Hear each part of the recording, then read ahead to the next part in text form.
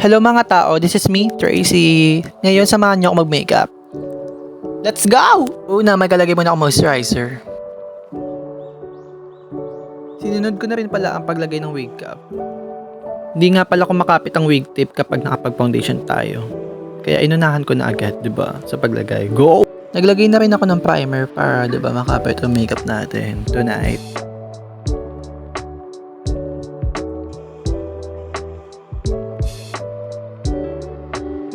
Ang ginamit ko nga palang foundation which is O2O, di ba? Pasabog. Go!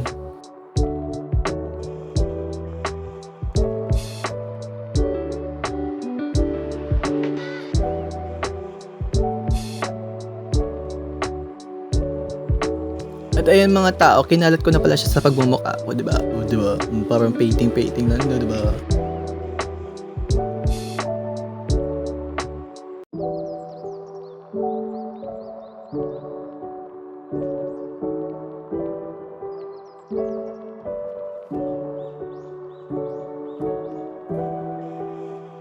Dito gumamit na rin pala ako ng mahiwagang sponge.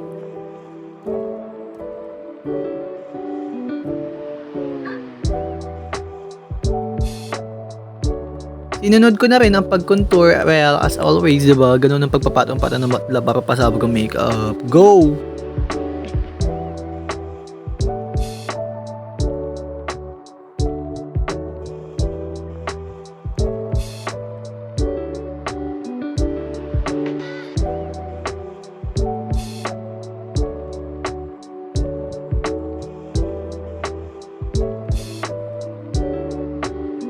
And guys, trust the process. Alam mo yan. Go!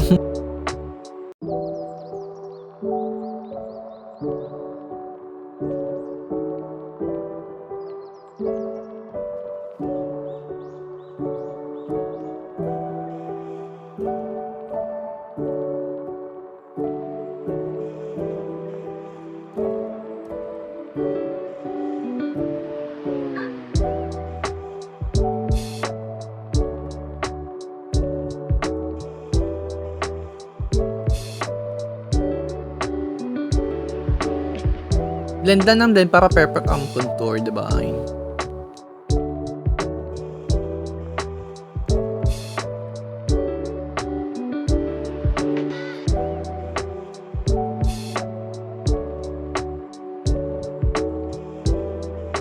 Dito nga pala, gumamit na rin pala ako ng liquid eyebrow, diba? Para pasabog din siya. Sinunod ko na rin pala ang paglagay ng concealer mga tao para paspasabog, di ba? Malinis ang ating kilay.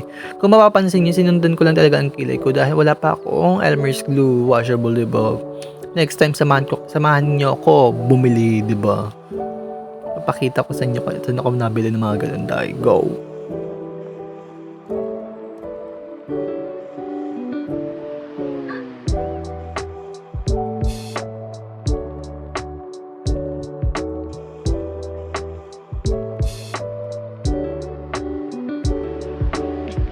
Dito sinunod ko na rin ang paglagay ng liquid keme-keme kung garga. At ayan, diba? Blend ng blend. Boing.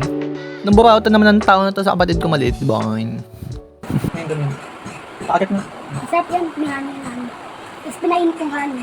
Ngayon ganun yung lasa ng honey. Mga tao, hindi ko maintindihan yung lason nun. Pero dito na tayo nga sa paglulus powder. Diba? Para hindi makalat ang eyeshadow natin later. Go. Diba?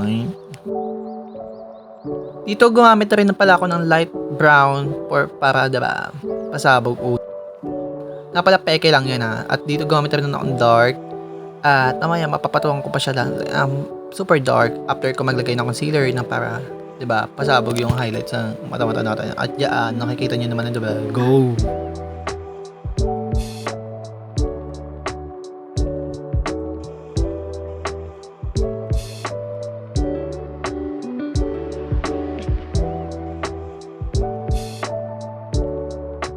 Mga tao, hindi nga pala ako ganun kagaling mag-check kaya kung ano lumabas sa mukha natin, di ba? Pasensya na lang, di ba? Pasabog, di ba? Go.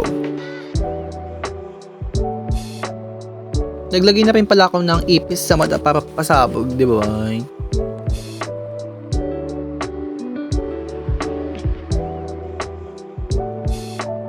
Linad ko na pala yung loose powder para hindi naman maulalo sa mukha natin yung loose powder ko. Dito pala, nag-lip liner na pala ako.